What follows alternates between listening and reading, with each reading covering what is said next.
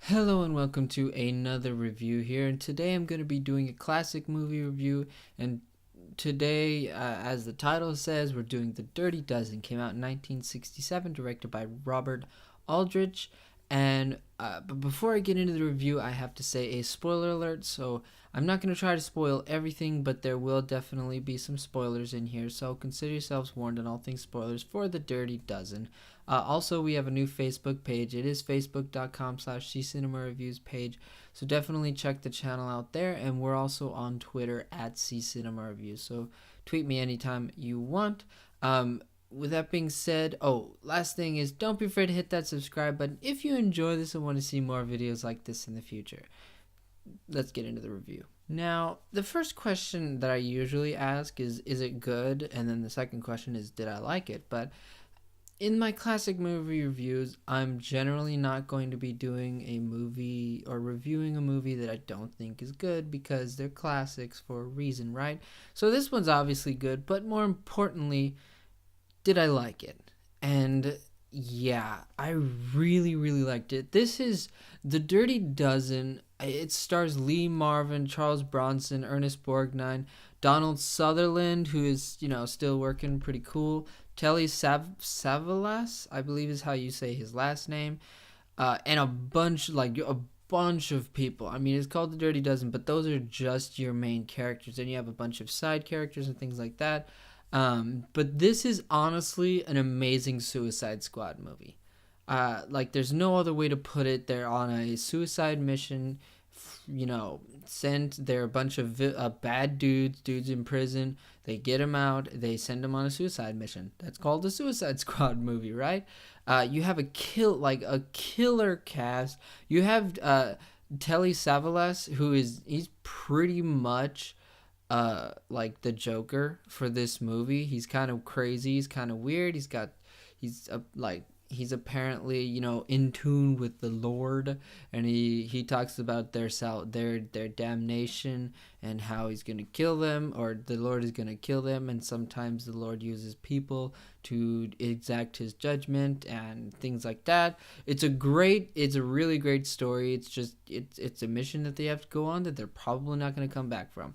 It's a story that works and means something to the characters and to us. Like Lee Marvin, Major Reisman is his character. He really doesn't want to head up this mission. He doesn't want to, but he's kind of forced to, and so he ends up making the best of this situation, which is really cool because it's like, yeah, that's what you should do. You shouldn't try to get all your dudes killed. You should try to complete the mission because you are in the military and this is the mission you're given. You may not like it, but you got to do it, This isn't a movie that holds your hand either. It's a really good movie. It gets dark at some points. It doesn't pull punches at all. This isn't your grandmother's type of movie where it's like, oh, that's a nice movie. You know what I'm saying?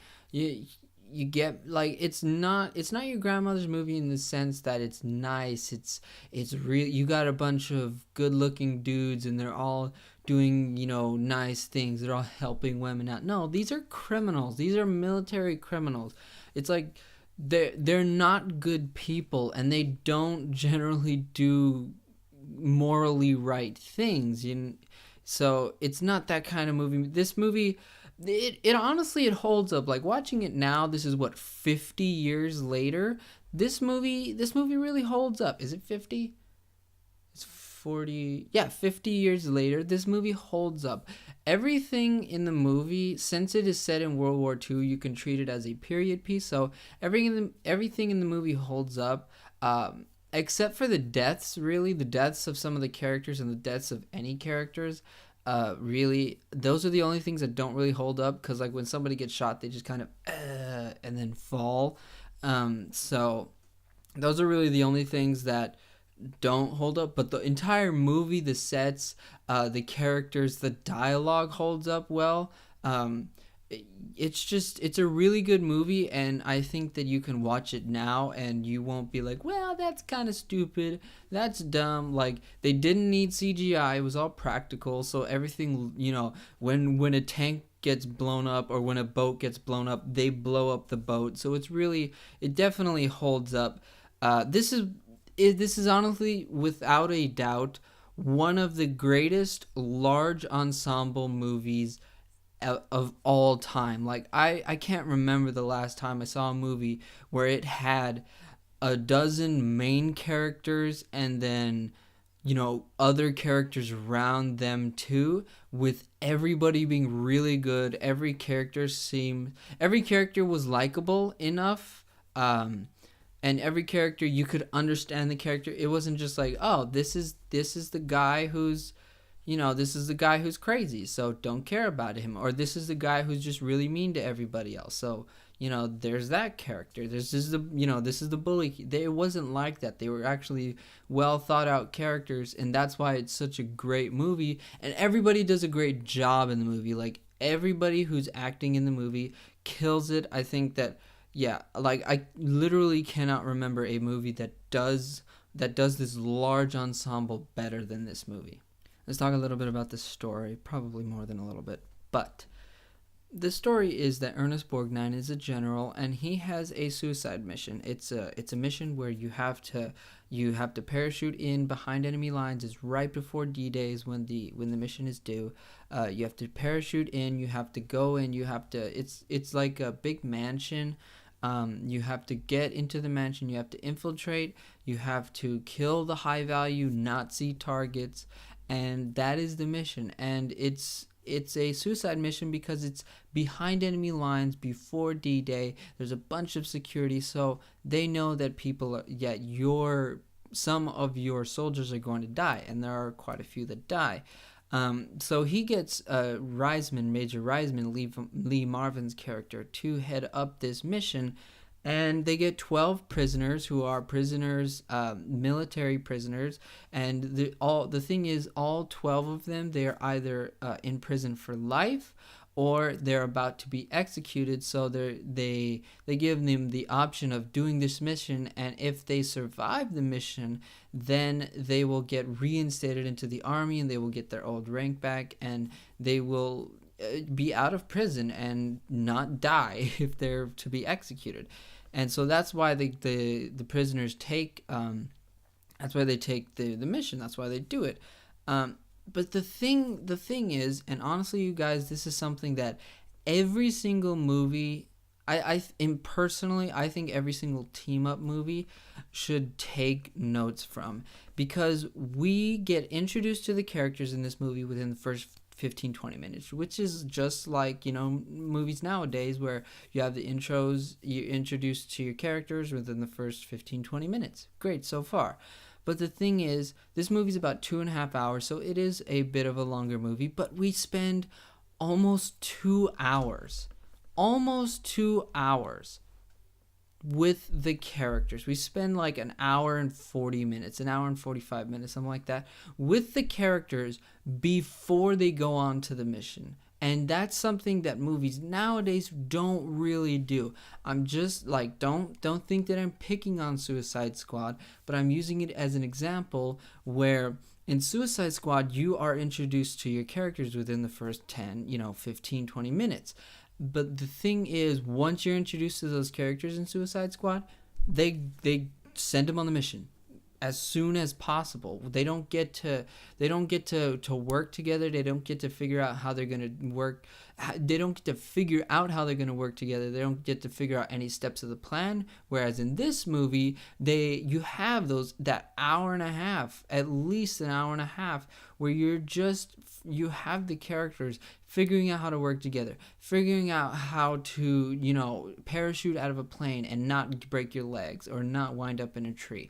You have the characters figuring out the steps of the mission, which is really cool because, every step, 1, 2, 3, 4, 5, 6, 7, 8, 9, 10, and on, every step, the last word, they have little, step 1, do this and this. The last word rhymes with the number 1, and the last word of the second step rhymes with the number 2, and it's a really cool way to do that.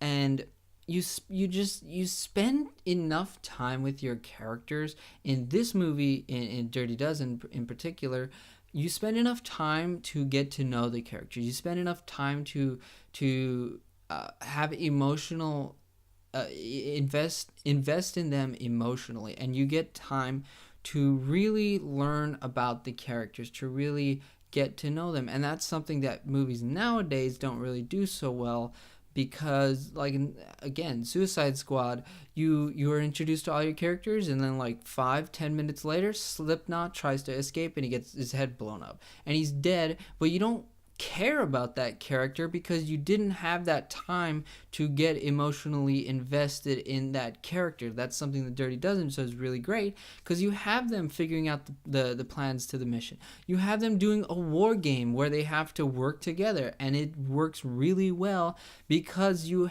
see them having fun. You see them going, having a dance with a bunch of girls. You get to know the characters, you get to like the characters, and you get to be emotionally invested in the characters, so that when they die, when they sacrifice themselves for the mission, you feel something for those characters. And that's something that this movie does perfectly. I am totally fine with adding an extra half an hour to your movie if that lets me get to know your characters, gets emotionally invested in your characters, and therefore I care about which ones make it out at the very end.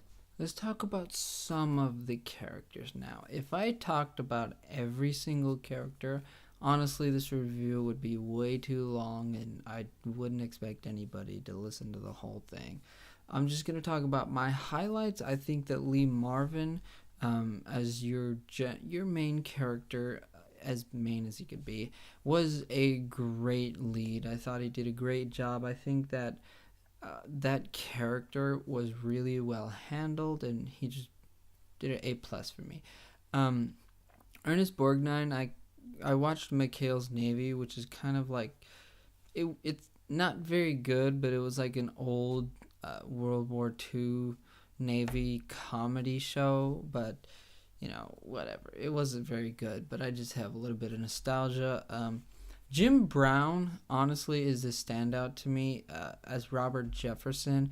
He's the guy who essentially pulls off the mission in the end. He's the one who drops the grenade in the pipes, which blows up all the high-value targets. He's the guy. Yeah, he's the one, man. He's my standout. I think that it was great. There was, discrimination against that character in the movie, but it was handled well, that he wasn't just going to take it. He wasn't just the guy who was, curled up in the corner, and he wasn't just, they were calling him the names and they were being discriminative to him, but that character was one who stood up for himself, who beat up the other guys. I hated Telly.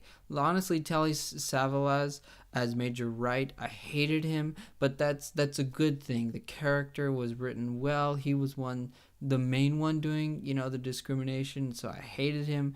But that's good writing. That's a good character. That's good acting, and the way he does it, it was just like, I'm glad he died. I'm glad he died. Donald Sutherland. I wish I could talk. Donald Sutherland as Vern. He's great, man. This guy, young Donald Sutherland. I was like, I know that guy. I looked it up and I was like, hey, that's, President Snow. Good job. He was funny though. That was the thing. He was the one that was he was the funny one, but it wasn't forced, and that's something that's great. It's like, yes, this movie had a lot of humor. Yes, it wasn't all from him, and that's a good thing. He was the funny character, but all the humor did not revolve around him just, saying funny things or doing something funny. But he was really good. I enjoyed him. John Cassavetes as Victor Franco was a great guinea pig. And what I mean by guinea pig is, at the beginning when you have him all in the introduction, and then you have all 12 of the prisoners who are they don't care about anything, so they're like loosely following orders. And then Lee Marvin is like, why don't you come here, Victor Franco, why don't you do what the sergeant there is saying? And he's like, because I'm about to die. Why would I listen to you guys? You guys are gonna kill me in a couple days anyway. And so what happens is Major Reisman, he just like beats him up. throws him on the ground, kicks him a couple times in the face, tells him to get back up, get in line, and then everybody else kind of falls in line, and they all follow orders really well after that. It was great. Victor Franco is he's one of the cooler characters in the movie, but yeah, those are my standouts. Like I said, can't talk about everybody. It would be way just an inconvenience, but they were all good. I'm not saying anything about, like, no, everybody else was really good. I just think that these were my standouts. These were my favorite characters. Bringing this review to a close, I think that this is one of the best movies that I've watched. I know I say that a lot for these classic movies, but like every single one is really good, and they're all really good for, their own reasons. And so I think if you guys want to watch a really good Suicide Squad movie, watch this movie. It's better. It is a little bit longer, but hey, you get what you get. You put in that much time. You spend in 2.5 hours watching this movie. You're gonna get 2.5 hours of really good quality filmmaking. You're gonna get 2.5 hours of some great characters, a nice story, some stakes in the story. You're gonna get some laughs. You're gonna get you're gonna get some funny moment, like some of the funny moments where Vern is impersonating a general is just it's killer. It's funny. But yeah, I think that everybody should watch this. I think it's one of the best military movies out there, not to mention a great suicide mission movie. So yeah, definitely check this out. Robert Aldrich does a great job directing this. It holds up, and that's something that's like, it can't be understated. When movies like this, when 50-year-old movies like this, when they hold up, that's the true mark of a great movie. You see some movies that don't really hold up, that just don't feel right. The dialogue doesn't hold up, or some of the visuals just like are absolutely awful. This one never has something like that. The dialogue all works still. The visuals all work still. The practical effects all work still. Because it is a time period. So I think this is one of the best military movies. It's one of the best large ensemble movies. It's one of the best suicide mission movies, and it's just one of the best movies of all time. That's why I watched it, and that's why I reviewed it. But that's my thoughts on it. I want to know what you think about this movie, so I need you to go into the comment section down below and tell me your thoughts there, or on Facebook. Again, facebook.com/ccinemareviews page, or we're also on Twitter at ccinemareviews. So tell me your thoughts whenever and wherever you want. And if you haven't seen this movie, definitely go watch this movie. It's a really good movie. Find it wherever you can, Walmart, Netflix, wherever you can find it. Definitely check out this movie. I think it's a must watch. It's honestly one of the best military movies that I've ever seen. With that being said, that's my thoughts. So yeah, tell me yours wherever you want. So yeah, I think that's gonna do it for this review. So thank you for watching this review. Definitely check out the movie. It's a good one.